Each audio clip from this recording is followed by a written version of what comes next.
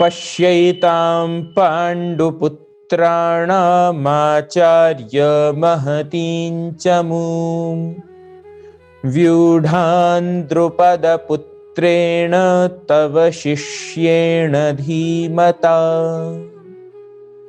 पश्य एतां पाण्डुपुत्राणाम् आचार्य महतीं चमूं व्यूढां द्रुपदपुत्रेण तव शिष्येण धीमता।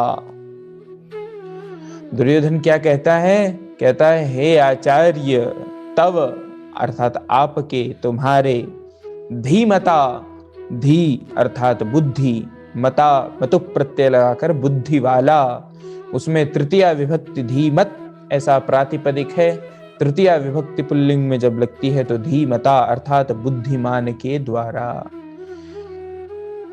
कैसा, कौन है बुद्धिमान? तो बुद्धिमता शिष्येण, धीमता शिष्येण, आपके बुद्धिमान शिष्य द्रुपद पुत्रेण। द्रुपद के पुत्र कौन है? धृष्टद्युम्न।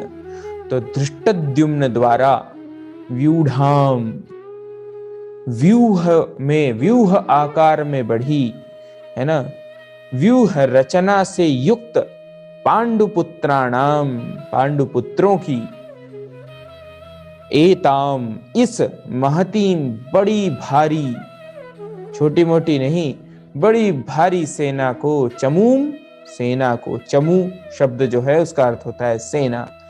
पश्य देखिए, हे गुरु, हे आचार्य, आपके बुद्धिमान शिष्य द्रुपद पुत्र धृष्टद्युम्न द्वारा व्यूहाकार खड़ी की हुई पांडुपुत्रों की इस बड़ी भारी सेना को देखो, देखिए।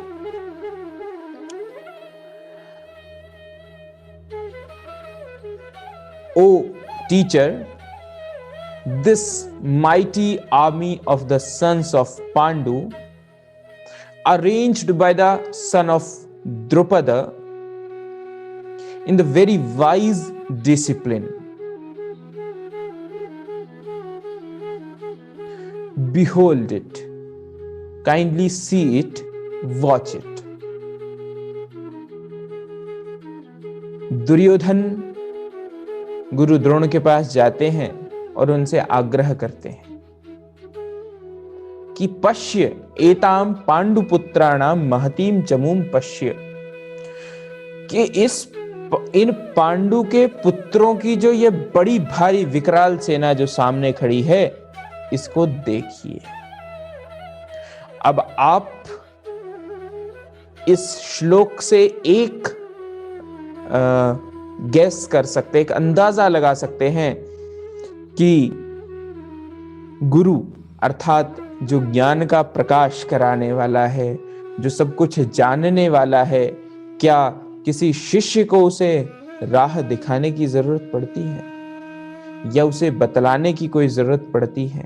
लेकिन यहाँ पर राजा दुर्योधन कहीं ना कहीं इतना अब भयाक्रांत हैं, भयाक्रांत थे, इस कारण से वह गुरु द्रोण को यह बताते हैं, यह दिखाते हैं कि देख लो, एक तरीके से शिकायत करते हैं कि देख लो, आपका जो बुद्धिमान शिष्य है, द्रुपद के जो पुत्र हैं, धृष्टद्युम्न हैं, उन्होंने ऐसी सेना, इतनी व्यूह सेना खड़ी कर दी है सामने, इस सेना को तो देख लो।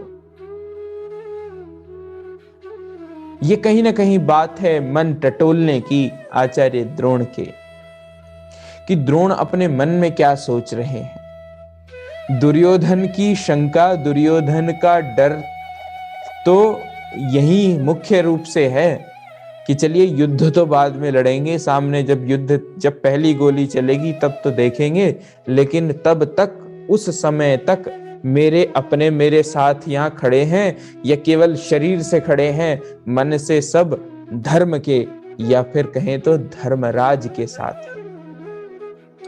यह मन में कहीं ना कहीं भय बना हुआ है राजा दुर्योधन के, इसीलिए वह स्वयं, नहीं तो जब एक युद्ध है, सभी की एक प्रोटोकॉल के अनुसार, एक स्थिति होती है। राजा को कोई संदेश भेजना है तो अपने किसी संदेश वाहक को भेजते हैं, लेकिन दुर्योधन के मन का भय उसे स्वयं ही लेकर गया और गुरु को यह दिखाते हैं, ऐसे गुरु को जो गुरु सब जानते हैं।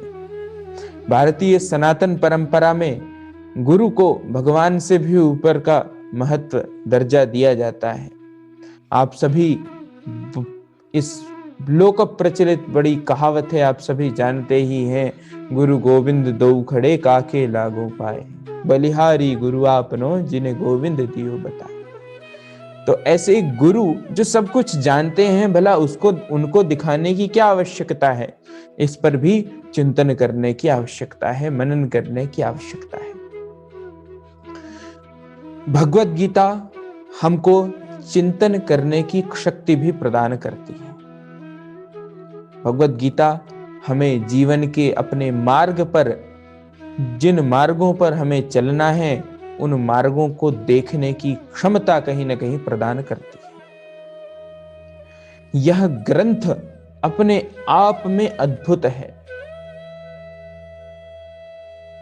अंतर्राष्ट्रीय गीता महोत्सव के अवसर पर इस विशेष व्याख्यान माला में हम जो इन संस्कृत के श्लोकों को, विशेष रूप से जिनको भगवान ने कहा है, भगवान श्री कृष्ण ने स्वयं गाया है, इन श्लोकों को हमें जो पढ़ने का सुअवसर प्राप्त हो रहा है, यह अवसर भी अपने आप में धन्य है। ये कहीं ना कहीं हमारे सत्कर्म ही रहे होंगे जिनके कारण हमें ऐसा ज्ञान जो है वो सुनने का अवसर मिल रहा है और हमें कुछ इसे समझने का अवसर मिल रहा है।